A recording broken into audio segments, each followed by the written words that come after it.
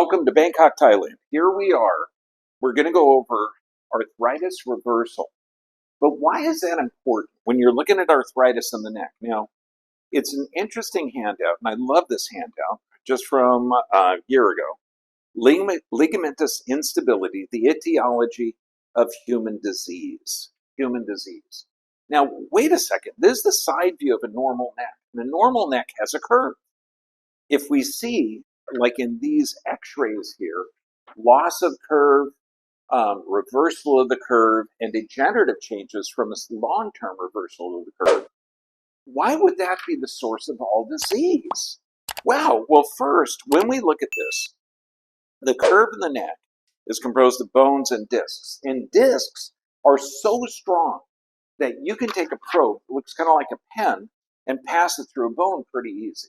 You can't beat it into a disc with a hammer because there's 80 interconnecting rings of ligament. Now, the body is designed to have these curves to maintain that integrity. And the top of the neck should be over the bottom. That's called balance. If we see a loss of curve or reversal of the curve, for every 1 inch forward head carriage, the pressure on the disc doubles. Now, is the body smart or smart? Good job, it's smart. So it's going to spasm out all the muscles back here, limiting motion. Now, these discs in a normal neck have a horrible blood supply. They get their nutrients through movement. So if there's a trauma, you have altered movement. Altered movement means the disc space gets closer, which means the body is going to increase the surface area between the two vertebral structures to stabilize it. Because if they're supposed to be separate and they get closer, they become unstable. So the body lengthens that surface in between. Now, it's called degenerative disc disease, except it's not a disease. It's called degenerative joint disease, except it's not a disease.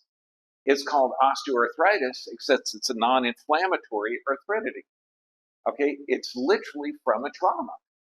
Now, these bone spurs, it's the body doing everything it can to adapt to the pathologic situation. Now, why is restoring this curve so gosh darn important? Well, let's look at the neck. For one, the brain doesn't stop at the skull. There's an oblong section of the brain called the medulla, and you have 12 cranial nerves.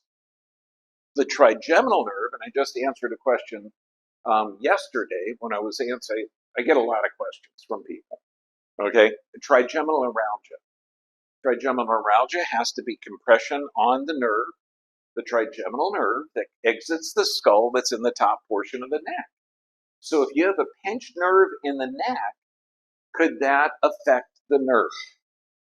Yes or yes? Duh. Okay, yeah. So I said fix the problem. But when we're looking at a normal curve in the neck, why would loss of curve lead to brain problems, breathing problems, cardiac arrhythmias, immune system, shoulder, arm, wrist, brain fog, production of upper motor neuron lesions, altered indigestion, just if you're missing a curve in the neck? That seems like crazy. This article goes into great detail, and it shows how when you have a curve in the neck, the brain can flow. There's a fluid in the brain that literally flows down here. It's called cerebral spinal fluid. Now, if you have, knowing that only 1 kilo brain burns 90% of the body's oxygen, if you have a loss of curve, there's going to be a tenderness at the top part of the head.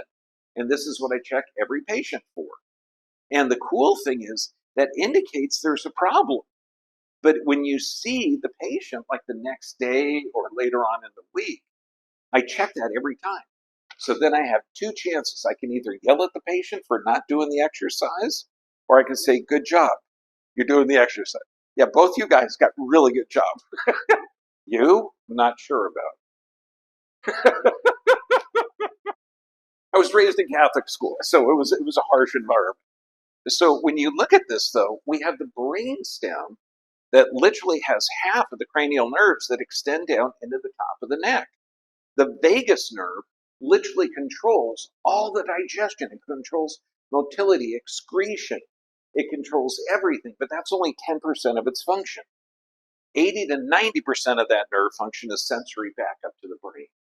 And so this nerve not only controls digestion, it's also the immune system. 80 to 90% of the immune system. It's also where neurotransmitters are produced. So if you have a problem with that upper neck area, you can literally alter digestion, nerve function, brain function, immune system, everything. 1/2 of your ability to rest, digest, and repair. In every human being, we have this automatic nervous system. You can be in stress or regeneration. That's it. This light on or off. There's no dimmer switch. So half of your ability to regenerate is located in the top of the neck. And that's why this says all these different diseases and conditions can result from loss of curve in the neck. It can't be that simple. Now, the nerve to the diaphragm, the breathing muscle. C3, C4, C5 keeps you alive. So if you have an alteration in this, does that mean that your body can't transfer oxygen? And when you look at your detox pathways, respiration is one of the detox pathways. Perspiration, bowel movements, urination, those are all the detox pathways. So if you're altering your body's bowel function, because this is rest, digest, and repair, you're altering the breathing function. Does that make your system more acidic? Yes or yes? What grows in acidic environment? Cancers. So does that mean when you restore this, you restore the normal function? You decrease your risk of disease? Absolutely. If you're working with a human being and you understand that this brain has to send signals down and signals back, and if there's a loss of curve in the neck, and this is called stenosis, which just means narrowing, you can restore the curve and reverse stenosis. Okay, so this is the most vital thing. That's why people say, well, you're a back doctor. No, I'm not. I'm a doctor of the autonomic nervous system. I find a problem and correct it. So the temporary relief, great. Okay, I'm glad you feel better.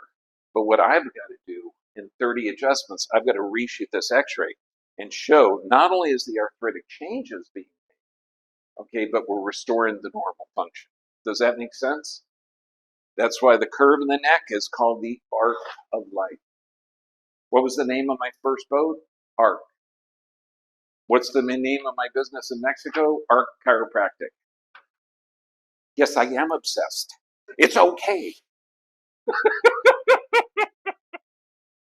Now, any questions? Just know that that curve in the neck, the worst thing you can do if you have loss of curve is to rub your head. Because what you're rubbing your neck, because when you're rubbing it, the ear should be in line with the shoulder. If for every 1 inch the head's forward or 25 millimeters, the pressure on the disc double. So by putting my head forward, I'm spasming out the muscles. And this is a habit that we have to break everyone up because they've been taught, you have tight muscles, you loosen them. And that actually is a major, major negative with the loss of curve in the neck. When you do it yourselves, that's why I tell everyone. So people are doing this habit because, it just kind of makes sense. You got a tight muscle, what rub it? Okay. What I do is find out why it's tight. That makes more sense. So that's why what I give is exercises to put your elbows on the counter, lift your head up, and deep breathe. So you take out why the muscles are spasming. You restore that curve. It's kind of like if the foot is flattening out. The foot pain is not the problem. Okay? It's a fire alarm. The neck pain is not the problem. It's a fire alarm. The cardiac arrhythmias are not the problem. It's a fire alarm telling you there's an alteration. Does that make sense? I've never seen any of these symptoms has a real problem because if you're in this state, have you ever heard of high blood pressure? Is that a disease or the body adapting to stress? Because when you run upstairs, does your blood pressure stay the same or go up? High blood sugar. If you're under any kind of stress, your liver is going to break glycogen down to glucose, so blood sugar goes up. Cholesterol is used for tissue repair and hormone production. There is no bad cholesterol. and digestion is going to shut down. Short-term memory will be gone under stress. This is where brain fog and everything else. But long-term memory will be good. Just think of going to the old folks' home and asking them. These people in their 80s and 90s will tell you details of when they were 12 years old, but they won't be able to tell you the name of their grandkids. Okay? That is classic. So none of these are diseases. They're intelligent responses to stress. Right now, dementia, brain issues, Alzheimer's, it's an epidemic rate today driven by the 30 to 64-year-old age bracket. It's not a disease of older people. It is now. That's why it's one of the number one health concerns in the world. Any questions? Kapun Krap. Thank you very much.